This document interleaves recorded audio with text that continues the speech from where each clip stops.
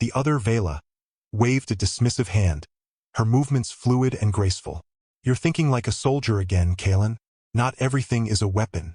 It could be a failed experiment from the old archives, a temporal echo from the shattering. She finally noticed Silas standing there, escorted by the attendants, and her eyes lit up with open curiosity. Ah, the hero arrives. kYeah, the one with the braid, snapped her head up, her amber eyes sharp and assessing. She took him in from head to toe with a single, swift glance that made him feel like a piece of faulty machinery she was diagnosing. "So, you're the human who patched up our mother," she stated, her voice crisp and direct. There was no malice in it, just a blunt, almost clinical honesty. "I've reviewed the sensor logs from her skimmer. Your field triage was adequate for a non-medical professional." Vela rolled her eyes and stood up, offering Silas a warm, welcoming smile that instantly put him at ease. "Ignore her. She thinks kindness is a sign of weakness. I'm Vela, and this grumpy tactical analyst is my sister, kYeah.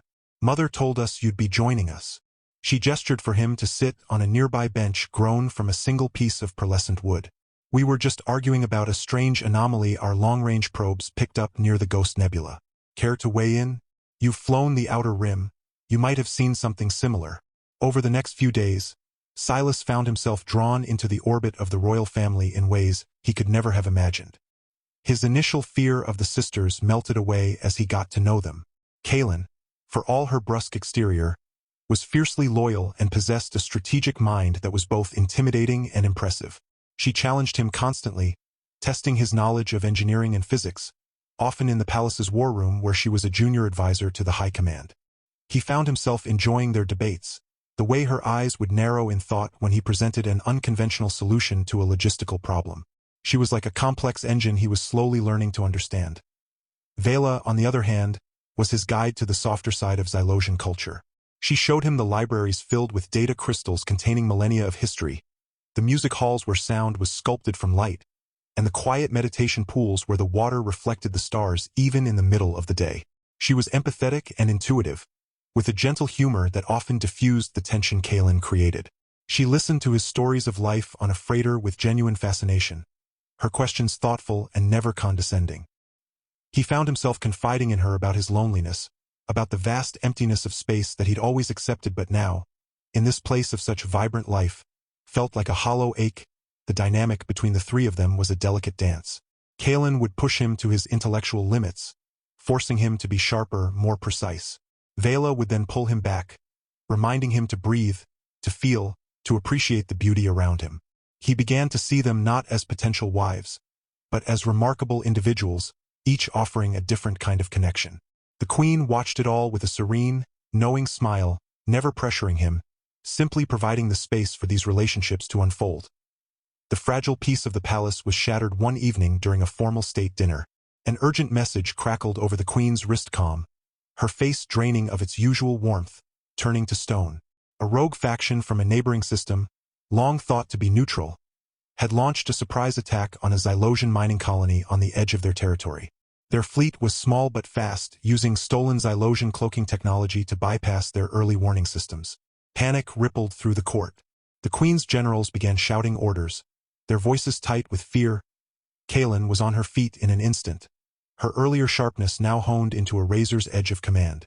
"Their vector suggests they're after the Helion deposits in the primary asteroid belt," she declared, her voice cutting through the noise. "They'll be moving to secure the main processing hub within the hour." She turned to her mother, her expression grim. "We have to send a counterstrike force. Now." But the queen's face was etched with a deeper worry. "The hub? It's where the civilian evacuation shuttles are staged," she whispered, her voice trembling for the first time since Silas had met her. "If they destroy it." Before anyone could react, a massive explosion rocked the palace, shaking the very foundations. The lights flickered, and the grand windows overlooking the city showed the night sky now streaked with the fiery contrails of incoming missiles. The attack wasn't just on the colony. It was on the capital itself. The enemy had a mole inside the palace, feeding them coordinates. Chaos erupted as courtiers screamed and ran for the shelters in the pandemonium. Silas saw kYeah trying to coordinate a defense from a portable command console, her face a mask of furious concentration. Vela was helping a group of terrified servants find their way to safety, her voice calm and steady despite the terror in her eyes. And the queen stood tall in the center of the room, a beacon of defiance, rallying her guards. It was then that Silas remembered his old freighter, the Star Mule. It was old and battered, but its engines had been his pride and joy. He'd spent weeks upgrading its power core and shield harmonics after their last run-in with pirates. It was docked in the royal hangar, just a few levels down. An idea, born of desperation and his ingrained mechanics instinct, sparked in his mind. He knew that old ship better than anyone. He knew every bolt, every circuit, every trick it could perform. He also knew that its unique, jury-rigged sensor array, a patchwork of scavenged parts, might be able to detect the subtle phase variance in the enemy's stolen cloaking tech. A flaw he'd once exploited to track a smuggler. He didn't hesitate. He grabbed Kaylin's arm, pulling her attention from her console. "Your main defense grid is calibrated for standard Xylosion signatures," he shouted over the din. "Their cloak is a cheap copy. It has a harmonic bleed at 7.3 GHz. My ship's sensors can lock onto it. I can fly a decoy pattern, draw their fire, give your fighters a clear shot." Kaylin stared at him, her tactical mind racing. It was a reckless, insane plan. But in his eyes, she saw not recklessness, but the same quiet certainty he'd shown in the forest. She gave a single, sharp nod. "Do it. I'll coordinate the fighter wings from here. Get to Hangar Bay 7. Go!" Silas sprinted through the shaking corridors, the palace groaning around him like a wounded beast. He reached the hangar to find his beloved Star Mule waiting, its hull scarred but proud. He threw himself into the pilot's seat, his hands flying over the controls with a familiarity that was second nature. The old girl roared to life, her engines spitting blue flame as he blasted out of the hangar and into the chaotic sky above the capital. For the next 20 minutes, Silas danced a deadly ballet with death. He weaved through the capital's defensive fire, his sensors painting the ghostly outlines of the cloaked enemy ships. He broadcast their positions to Kaylin, his voice calm and steady over the comms, a stark contrast to the violent shudders of his ship as near misses rattled its frame. He flew maneuvers that should have torn the old freighter apart, pushing it beyond its limits, all to keep the enemy's focus on him. Below, he could see the flashes of Xylosion fighters, guided by his data, picking off the attackers one by one on the ground. Vela had organized a medical triage in a secure sublevel, her gentle strength a lifeline for the wounded. She looked up at the view screen showing the battle, her heart in her throat, praying for the small, stubborn blip that was Silas's ship. In the command center, Kaylin barked orders, her entire being focused on the tactical map, her faith in the human mechanics word her only anchor in the storm. Finally, the last enemy ship was destroyed. The air in the grand atrium of the verdant spire palace was thick with the scent of night-blooming moon petals and the low hum of anti-gravity repulsors that kept the colossal, floating chandeliers aloft. For Silas, a man whose world had consisted of engine grease, star charts, and the lonely silence of deep space, this place felt less like a building and more like a living, breathing organism of impossible beauty. He stood awkwardly near a pillar of polished obsidian, his simple gray flight suit feeling like sackcloth against the backdrop of shimmering silks and gleaming ceremonial armor worn by the courtiers who drifted past him. His mind was still trying to reconcile the fact that he, a humble mechanic from the Outer Rim freighter Star Mule, was now the guest of honor for an audience with Queen Lyra, the sovereign of the Xylosian hegemony. His journey here had been a frantic, terrifying blur. Just 3 days ago, his ship had been caught in the gravitational wake of a dying star, its engines screaming in protest before finally giving out. They'd crash-landed on the fringes of the Xylosian capital world, a verdant paradise of towering crystalline forests and rivers that flowed with liquid light. While his crew had been safely recovered by local authorities, Silas had been separated during the chaos, stumbling through the alien woods until he'd found her. A small, ornate skimmer, its sleek silver hull crumpled against a massive root system, smoke curling from its undercarriage. Inside, unconscious and bleeding from a gash on her temple, was a woman of breathtaking strangeness. Her skin was the deep, vibrant green of a sun-dappled forest canopy, and her hair, a wild cascade of pure white, was matted with blood and dirt. Instinct, not protocol, had taken over. Using tools from his emergency kit and knowledge gleaned from 1,000 repairs, he'd managed to pry open the wreckage, stabilize her injuries, and use the skimmer's own power cell to send a distress beacon before collapsing from exhaustion beside her. He hadn't known then that the woman he'd saved was Queen Lyra herself, returning from a secret diplomatic mission. He'd only seen someone in need. Now, standing in her palace, He felt a profound sense of dislocation, as if he'd stepped into a storybook where he didn't belong. The grand doors at the far end of the atrium slid open with a soft hiss, and a hush fell over the assembled court. 2 rows of royal guards, their faces impassive behind masks of iridescent beetle shell, marched in perfect unison, their ceremonial halberds held at a precise angle. Behind them, carried on a floating palanquin woven from living vines, was the queen. She looked nothing like the broken figure he'd pulled from the wreckage. Her green skin seemed to glow with an inner vitality, and her white hair was intricately braided with threads of gold and tiny, glowing pearls. She wore a gown of emerald silk that seemed to shift and change color as she moved, and her eyes, large and intelligent, were the color of molten amber. When her gaze settled on Silas, a slow, warm smile spread across her face, erasing the regal distance and revealing the woman he'd helped. She dismissed her palanquin with a wave of her hand and walked towards him, her bare feet silent on the polished marble floor. The court watched in stunned silence. Their queen never walked to greet a guest, especially not a human. "Silas," she said, her voice a rich, melodic sound that seemed to resonate in his bones. "My savior, you stand in my home as if you are a stranger, yet you have already given me the greatest gift, my life." Her words were formal, but her eyes held a playful glint that put him slightly at ease. She gestured for him to walk with her, and they began a slow circuit of the atrium, leaving the court to whisper among themselves. She spoke of her gratitude, of the debt her people owed him, and of the strange, quiet competence he'd shown in the forest. Silas, for his part, stammered out a few humble replies, his face growing hot under her intense scrutiny. He was used to machines, not monarchs. Their stroll led them to a private balcony overlooking the city, a breathtaking vista of spiraling towers and gardens that floated in the sky. It was there, with the wind tugging gently at her hair, that Queen Lyra's demeanor shifted. The formal mask slipped away entirely, replaced by a look of maternal pride and a hint of mischievous calculation. She leaned against the railing, her amber eyes fixed on him with an unnerving directness. "You are a man of action, Silas," she began, her tone casual yet loaded with intent. "A man who sees a problem and fixes it, without thought for reward or station. My court is full of schemers and poets, diplomats who speak in circles and warriors who boast of battles they've never fought. But you are real." Silas shifted uncomfortably, sensing a trap he couldn't see. "I just did what anyone would have done, Your Majesty." "Would they?" she countered, a wry smile playing on her lips. "My own guards were hours behind your signal. You acted alone with no guarantee of safety for yourself. That speaks of a rare character."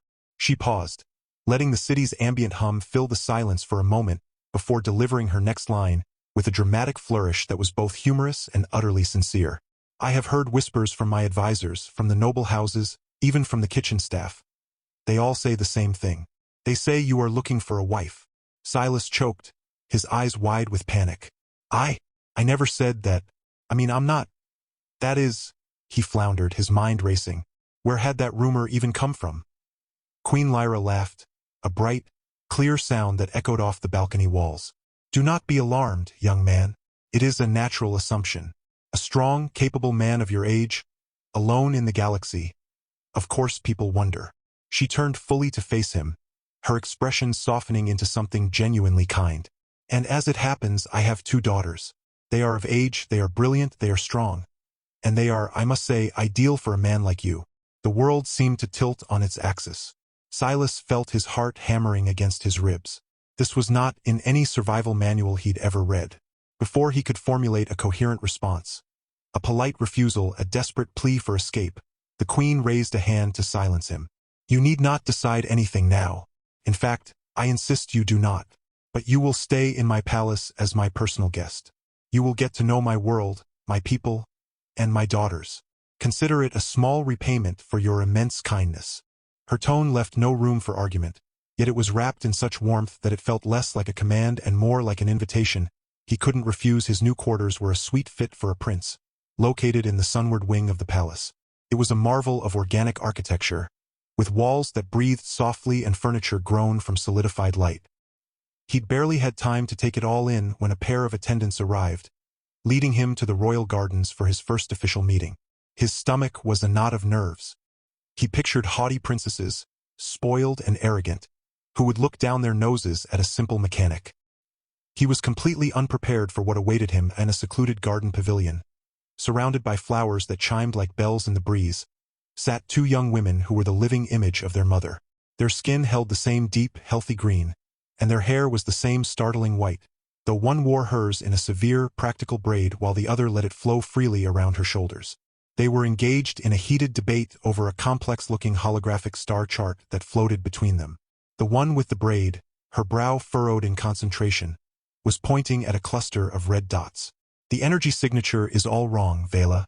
A natural phenomenon wouldn't leave that kind of residual chronoton decay. It has to be artificial. The sky fell silent, save for the crackle of fires and the distant wail of sirens. Silas brought the Star Mule in for a rough landing, its hull blackened and smoking. He stumbled out of the cockpit, his body aching, his flight suit torn. He was met not by a repair crew, but by the Queen, kYeah, and kYeah, who had run all the way from their respective posts. Queen Lyra's eyes were filled with tears of relief and pride. kYeah, her usual stoicism gone, looked at him with a new kind of respect, a dawning awe in her amber eyes. You actually did it," she breathed, her voice thick with emotion. "You saved the city." kYeah simply threw her arms around him, her embrace warm and fierce. "You came back," she whispered, her voice trembling in that moment, covered in soot and exhaustion. Silas felt a connection to these three women that went far beyond a royal decree or a debt of gratitude. He had seen their strength, their courage, their compassion. He had fought for their home, and they had fought for him in their own ways. The question of which daughter was ideal no longer seemed to matter in the simple, binary way the Queen had first posed it. He had forged a bond with both of them, each in their own unique and powerful way. The path ahead was uncertain, tangled with politics, duty, and the complexities of his own heart. But for the first time in his solitary life, Silas felt he was exactly where he was meant to be. The story of his life, once a simple tale of a lone mechanic among the stars, had just become infinitely more complicated and infinitely more beautiful. The days that followed the attack were a blur of recovery and revelation. The rogue faction was routed, its leaders captured, and the mole within the palace, a high-ranking chamberlain with ambitions of his own, was exposed and imprisoned. In the quiet aftermath, a new kind of tension settled over the verdant spire, one not of fear, but of unspoken feelings and looming decisions. Silas, now a hero in the eyes of the entire Xylosian people, found his simple existence irrevocably changed. He could no longer pretend he was just a visitor passing through. Queen Lyra, her gratitude now mixed with a deep maternal concern, called him to her private solarium. The air was sweet with the scent of healing herbs, and she looked at him with an expression that was both gentle and resolute. "You have given my people their safety, Silas," she began, her voice soft.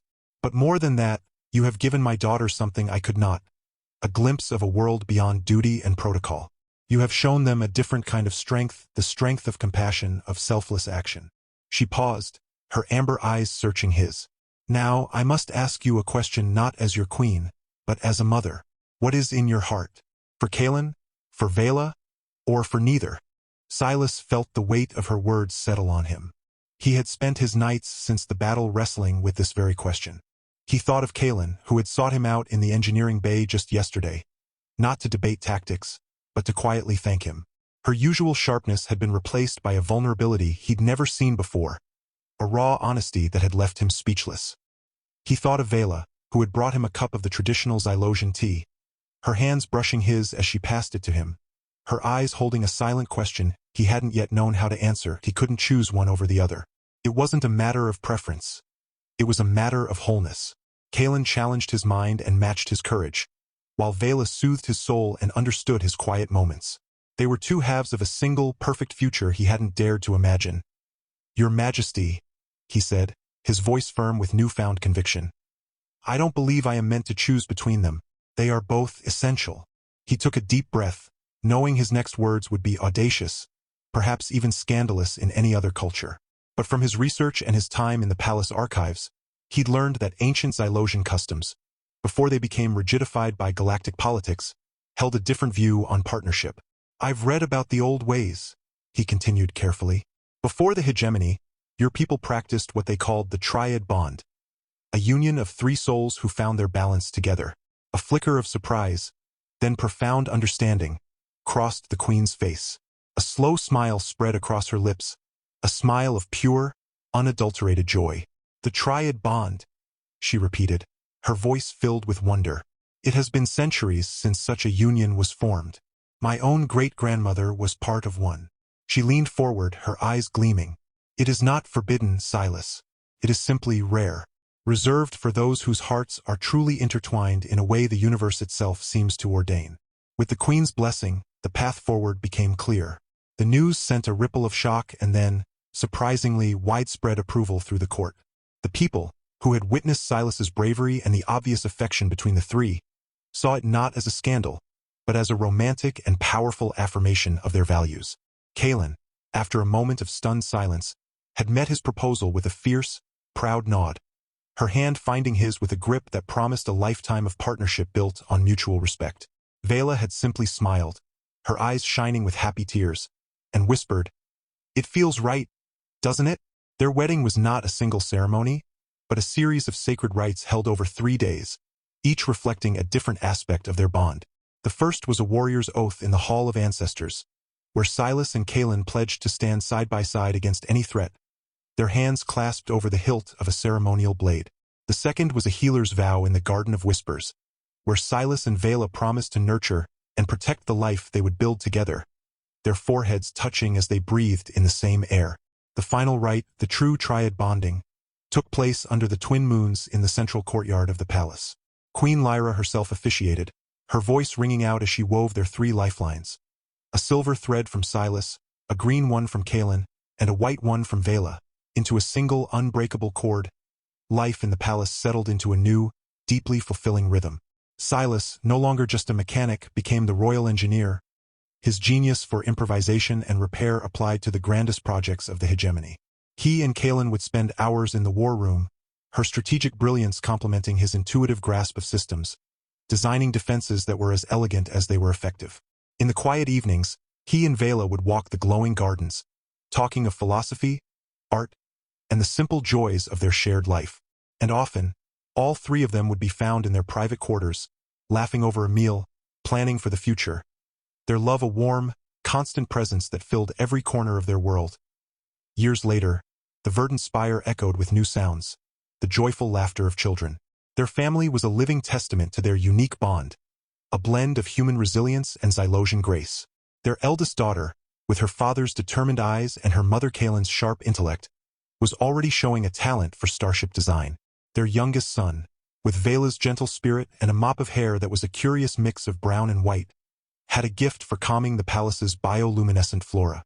Queen Lyra, now a doting grandmother, would watch them play in the atrium, her heart full. She had offered her daughters to a man she believed was worthy, and the universe, in its infinite wisdom, had given her not just a son-in-law, but a true partner for both her girls, and a legacy of peace, love, and extraordinary family that would endure for generations to come. Silas, standing with his wives on the balcony overlooking his new home, finally understood that his journey among the stars had not been to find a place to land, but to find the people who would make a home wherever they were. The peace that settled over the Zylosian hegemony was not a passive quiet, but a vibrant hum of creation and growth, much like the palace itself. Silas, kYeah, and Vela's union became more than a personal arrangement. It became a symbol. It was a living bridge between humanity and the Zylosians, a testament to the idea that strength could be found in unity, and love could take many forms. Their unique family drew curious diplomats and hopeful young couples from across the galaxy, all seeking to understand the secret of their harmony. Their home within the verdant spire was a place of constant, joyful activity. Silas's workshop, once a lonely sanctuary for a solitary man, was now a hub of collaborative energy. kYeah would often join him there, her tactical mind finding elegant solutions to engineering problems he'd been wrestling with for days. She'd point to a schematic on the holoscreen, her finger tracing a power conduit. "You're overcomplicating it, husband," she'd say, a familiar, affectionate challenge in her voice.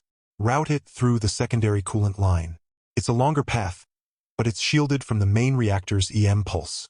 Her insights, born from years of military strategy, were invaluable, and Silas learned to see his machines through her eyes, as systems in a grand, interconnected battle for efficiency and resilience.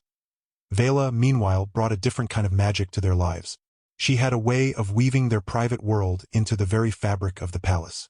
She cultivated a small garden on their balcony where Terran flowers, roses and lavender from seeds Silas had carried from his old life, grew alongside native Xylosian moon petals, their scents mingling in the evening air. She taught their children the old human lullabies Silas remembered from his childhood, her melodic voice giving them a new, haunting beauty. In her presence, the frantic energy of their public duties would melt away, replaced by a deep, abiding calm. She was the heart of their triad, the steady rhythm that kept their complex lives in balance. Their children were their greatest joy and their most profound legacy. Lyra, their eldest, was a perfect blend of her parents. She had Silas's practical hands and kYeah's fierce intellect, and she spent her days in her father's workshop, her small fingers already learning to calibrate a fusion core. She would argue with her mother kYeah about fleet logistics with a seriousness that made the adults laugh. Yet she would run to her mother kYeah for comfort with the same desperate need as any child. Their son, Joran, was more introspective, inheriting kYeah's empathy and a strange, quiet connection to the living architecture of the palace. He could soothe a malfunctioning bioluminescent wall panel with a touch, or predict a storm by the way the wind chime flowers sang in the garden. He was their gentle soul, a reminder that not all strength was loud or sharp. Queen Lyra watched her grandchildren with a pride that went beyond mere royal lineage. She saw in them the future of her people, a future that was open, adaptable, and unafraid to embrace the new. She had offered her daughters to a man she thought was worthy of them, and in doing so, she had unknowingly gifted her entire civilization with a new perspective. The rigid protocols of the court began to soften, influenced by Silas's straightforward honesty and the open affection of the royal family. The hegemony, once seen as aloof and insular, became known as a place of innovation and welcome, a beacon of peaceful coexistence in a galaxy often torn by conflict. One evening, years after the wedding, the three of them stood on their favorite balcony, the twin moons casting long shadows over the city below. Their children were asleep, their soft breaths a comforting counterpoint to the city's hum. Silas stood in the center, kYeah's hand in his left, kYeah's in his right. He looked at kYeah, her profile sharp and proud against the starry sky, then at kYeah, her face soft and serene in the moonlight. He thought of the lonely mechanic who had crash-landed on this world, a man adrift in an uncaring universe. He had come seeking only to survive, and instead, he had found a home, a purpose, and a love so vast and complex it had reshaped his entire understanding of what it meant to be alive. He squeezed their hands, and they squeezed back, a silent communication that needed no words. They had faced war, navigated impossible social expectations, and built a life from the ground up. They had not just survived. They had thrived. Their story was no longer just his or theirs, but a shared epic written in the language of trust, respect, and unwavering devotion. And as the cool night air wrapped around them, a perfect, contented silence fell, a silence that spoke of a journey complete, a family whole, and a future that stretched out before them, bright and full of endless possibility. Theirs was a happy ending, not because the challenges had ceased, but because they faced them together, a triad of souls bound by a love that was, and always would be, ideal. The years flowed like the rivers of liquid light through the Xylosian capital, and the triad's bond only deepened with time. Silas's workshop became a legendary place where human ingenuity and Xylosian biotech merged, creating wonders that benefited the entire hegemony. kYeah, now a respected general, led their defenses with a strategic mind honed by her partnership with Silas, her courage tempered by kYeah's wisdom. kYeah, in turn, established a great cultural exchange, teaching Terran arts and philosophies while learning the ancient ways of her people, her gentle strength weaving their two worlds into one seamless tapestry. Their children grew into remarkable adults, Lyra becoming a brilliant starship architect and Joran a revered bioharmonist who could commune with the planet itself. Grandchildren soon followed, their laughter echoing through the halls of the verdant spire, their mixed heritage a living symbol of unity. Queen Lyra, in her twilight years, would sit in her sun-drenched solarium, watching her great-grandchildren play, her heart full of a peace she had never known before Silas arrived. She had offered her daughters to a man in gratitude, but the universe had returned a gift far greater, a legacy of love that healed old wounds and built a new future. On the day of their 30th bonding anniversary, the entire city celebrated.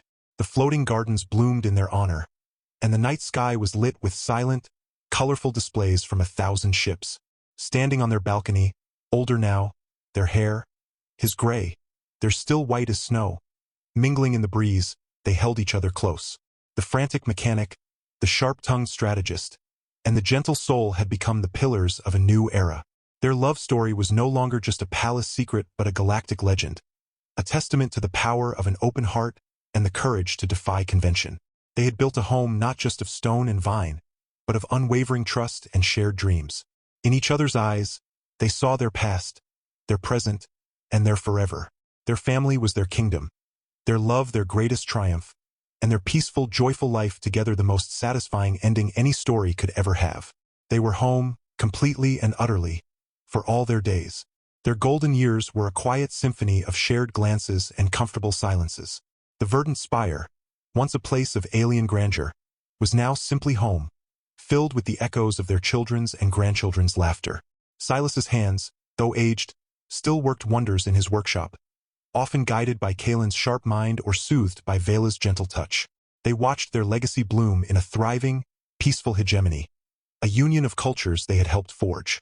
On their final evening together, sitting on their beloved balcony under the twin moons, they held hands, their three hearts beating as one. There was no fear, only a deep, abiding contentment for a life fully lived and loved. They had found not just a wife, but two souls who completed him, and in return, he had given them a love that changed a world.